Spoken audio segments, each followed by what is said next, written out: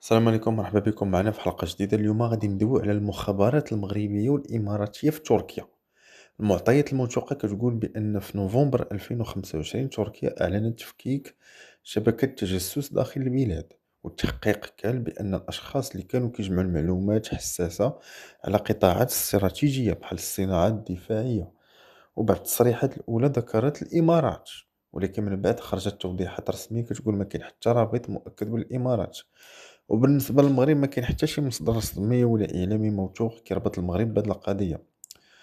كيفاش كنشوفوا هاد النوع ديال الأخبار؟ أولا، ملفات التجسس حساسة بزاف وغالبا المعلومات فيها كتكون محدودة. وثانيا، في الأول كيوقع تضارب في التصريحات، من بعد كتخرج تصحيحات رسمية. عاد السوشيال ميديا كتزيد تضخيم وكتربط أحداث ماشي ضروري عندها علاقة مباشرة. السيناريوهات الأولى إذا خرجت أدلة رسمية ممكن توضح الصورة ويبان شكون فعلا متورط، وهذا يقدر يأثر على العلاقات السياسية والتجارية بين الدول. أو لا، إذا بقات غير إشاعات غادي يبقى الموضوع فقط في السوشيال ميديا وتأثيره الواقعي محدود، غير كيزيد البلبلة. والخلاصة كاين واقع محدد، قضية تجسس في تركيا، ولكن الربط بالمغرب ما عنده حتى شي دليل دابا.